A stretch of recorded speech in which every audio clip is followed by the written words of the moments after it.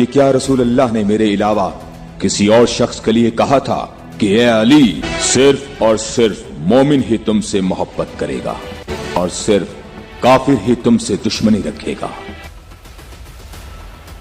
خوارج پر فتح و ظفر کے بعد امام نے فرمایا، اے لوگو، میں نے فتنے کی آنکھوں کو پھوڑ ڈالا ہے اور میرے علاوہ کوئی اور اس کام کو نہیں کر سکتا تھا۔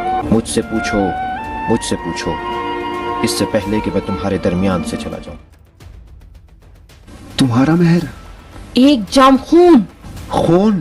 میرے داغ دل کا مرہم علی کا خون ہے، تمہیں علی کو مارنا ہوگا۔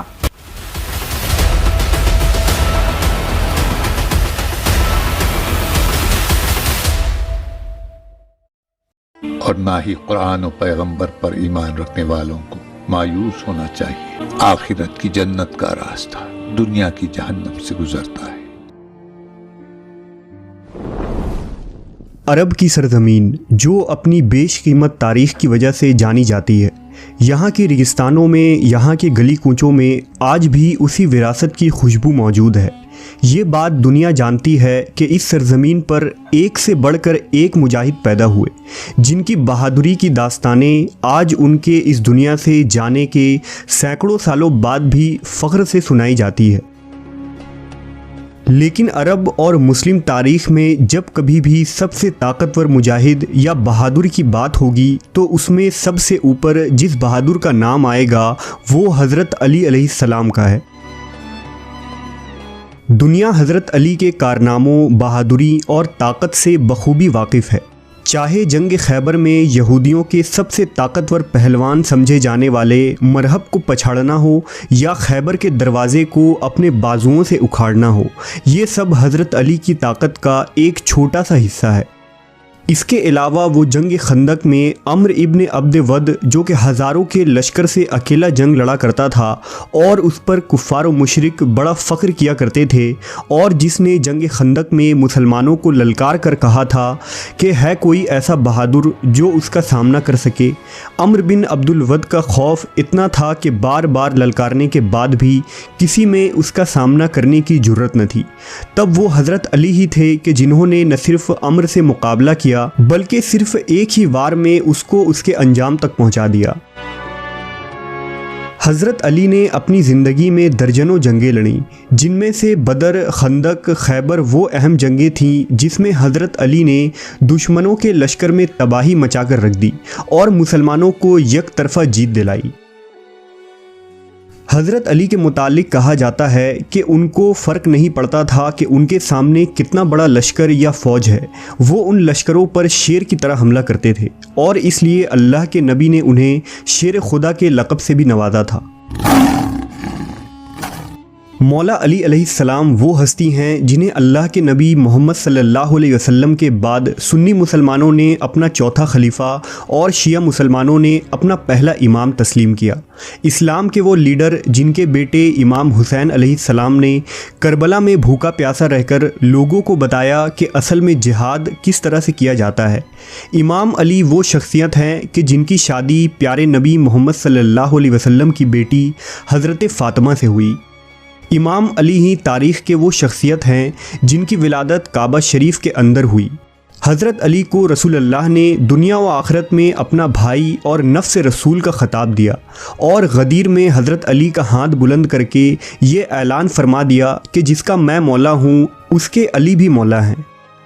امام علی میدان جنگ میں جس قدر بہادر اور طاقتور تھے، اصل زندگی میں اتنے ہی نرم اور انصاف پسند رہے۔ لیکن اسلام کے سب سے عظیم سپاہی جن کا کوئی ثانی نہ تھا، انہیں کیسے شہید کیا گیا؟ وصی رسول حضرت علی کو قتل کرنے والے ملعون کا نام عبد الرحمن ابن ملجم تھا۔ ابن ملجم دراصل پہلے امام علی کا ساتھی تھا اور اس نے آپ کے ہاتھوں پر بیعت کی تھی، لیکن پھر صفین کی جنگ میں وہ باغی ہو کر خوارجیوں کے ساتھ جا ملا اور نہروان میں حضرت علی کے خلاف جنگ کی تھی، اور اس جنگ میں وہ جان بچا کر فرار ہو گیا۔ بہرحال ابن ملجم جب کوفہ آیا تو اس کی ملاقات قطام نامی عورت سے ہوئی جس کا باپ ازبغ تمیمی تھا، جو ایک خوارج تھا اور جنگ نہروان میں امام علی کے ہاتھوں سے قتل ہوا تھا، لہذا قطام حضرت علی کے خون کی پیاسی تھی۔ کہتے ہیں کہ ابن ملجم نے جب قطام کو دیکھا تو وہ اس کا عاشق ہو گیا۔ قطام ایک حسین و جمیل اور خوبصورت عرب خاتون تھی۔ ابن ملجم نے قطام سے شادی کی خواہش کی تو قطام نے کہا کہ مجھ سے شادی کے لیے 3 شرطیں ہیں، 3000 درہم، غلام اور 1 کنیز مجھے دینی ہوگی۔ ابن ملجم بولا میں راضی ہوں۔ قطام نے کہا ایک اور شرط بھی ہے، اگر مجھ سے نکاح کرنا چاہتے ہو تو علی ابن ابی طالب کو قتل کر دو۔ ابن ملجم نے حیرانی سے کہا کہ علی کو کون قتل کر سکتا ہے، وہ بہادر شہسوار اور ماہر سپاہی ہیں۔ قطام بولی میں مال نہیں چاہتی ہوں، لیکن علی کو تمہیں ضرور قتل کرنا ہوگا کیونکہ اس نے میرے باپ کو قتل کیا ہے۔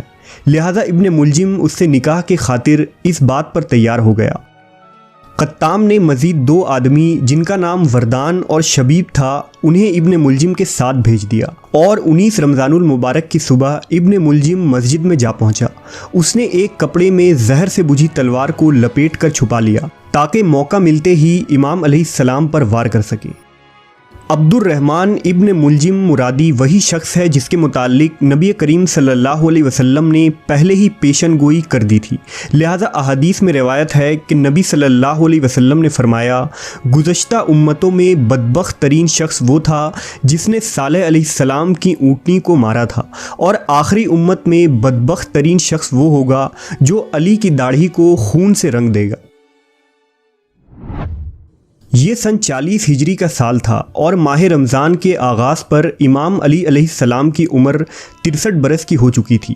معمول کے مطابق اپنے بچوں کے گھروں پر آپ افطار فرمایا کرتے تھے اور غذا کے 3 لقموں سے زیادہ نہ کھاتے۔ ایک رات امام علی کے بچوں نے کم غذا کھانے کی وجہ پوچھی تو فرمایا اب کچھ وقت ہی رہ گیا ہے، خدا تعالیٰ کا امر آن پہنچا ہے اور مجھے یہ بات پسند ہے کہ اس حالت میں میرا پیٹ خالی ہو۔ 19 رمضان کی رات آپ اپنی بیٹی ام کلثوم کے گھر پر مہمان تھے۔ بیٹی نے طبق میں 2 جو کی روٹیاں، دودھ اور نمک پیش کیا تو آپ علیہ السلام نے غذا کو غور سے دیکھا اور فرمایا دودھ کا پیالہ اٹھا لو، اور روٹی اور نمک سے افطار فرمایا۔ افطاری کے بعد نماز میں مشغول ہو گئے۔ امام ساری رات بیدار رہے اور رکوع، سجود اور دعا کرتے رہے۔ اس رات تھوڑی تھوڑی دیر کے بعد حجرے سے باہر تشریف لے جاتے اور آسمان کی طرف نگاہ کرتے ہوئے فرماتے خدا کی قسم یہ وہی رات ہے جس کا میرے محبوب نے مجھے وعدہ دیا ہے۔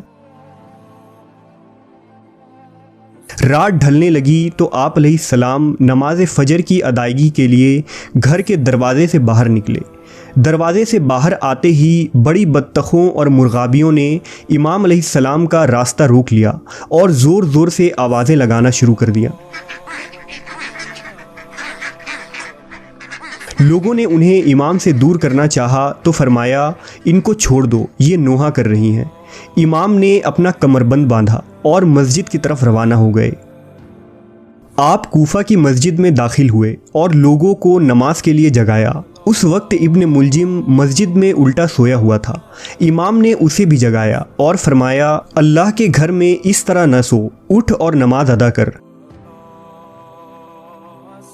آپ علیہ السلام نماز فجر کے لیے امامت پر کھڑے ہوئے اور جب پہلی رکعت کے پہلے سجدے سے سر اٹھایا تو ابن ملجم ملعون نے چلا کر وار کیا اور آپ کے سر پر ایک کاری ضرب ماری جو آپ علیہ السلام کی پیشانی پر لگا، اور امام نے فرمایا رب کعبہ کی قسم میں کامیاب ہو گیا، اور محراب مسجد میں زمین پر گر پڑے۔ لوگ چلائے کہ اس ملعون کو پکڑو۔ ابن ملجم نے بھاگنے کی کوشش کی، مسجد میں صدائیں بلند ہوئیں اور کچھ لوگ اس کے پیچھے بھاگے جبکہ کچھ نے امام علیہ السلام کو سنبھالا۔ آپ کے زخم سے جیسے ہی خون کے دھارے پھوٹے تو زمین لرزا اٹھی، سمندر طوفانی ہو گئے، آسمان متزلزل ہوا اور مسجد کے دروازے شدت سے ٹکرانے لگے۔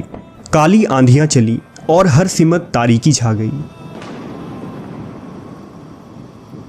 دوسری طرف ابن ملجم ملعون جو بھاگنے کی کوشش میں تھا لوگوں کے ہاتھوں گرفتار ہو گیا۔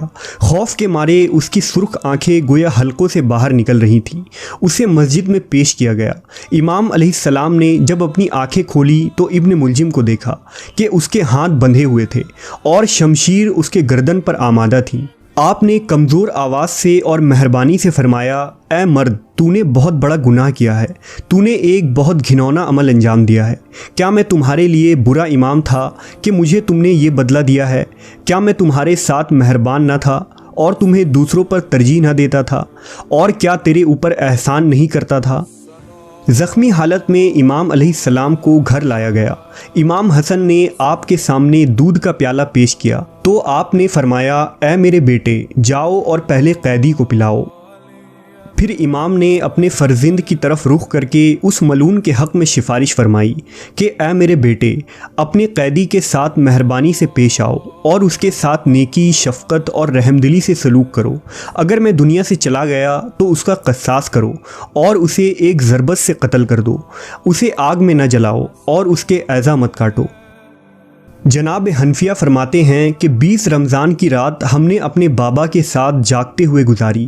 زہر کے اثرات پورے جسم میں پھیل چکے تھے۔ آپ علیہ السلام نماز میں مشغول رہے اور وصیتیں کرتے رہے۔ 21 رمضان المبارک کی رات آپ علیہ السلام کی روح اقدس اس دنیا سے پرواز کر گئی، اور اس طرح اس رات مسلم تاریخ کے سب سے عظیم فاتح اور مومنین کے مولا اس دنیا سے رخصت ہو گئے۔ امام علی کی شہادت کے بعد امام حسن علیہ السلام نے ابن ملجم کو تلوار کے ایک ضرب سے قتل کر دیا اور غیظ و غضب سے بھرے ہوئے لوگوں نے اس کی لاش کو جلا دی۔ امام علی جیسے شیر سے میدان جنگ میں مقابلہ کرنا کسی کے بس کی بات نہ تھی۔ یہی وجہ تھی کہ خارجیوں نے آپ پر چھپ کر وار کیا اور آپ کو شہید کر دیا۔ کعبہ میں ولادت اور مسجد میں شہادت، یہ امام علی کے رتبے اور مرتبے کو بتانے کے لیے کافی ہے۔ بے شک شہادت بہادر کی وراثت ہوتی ہے۔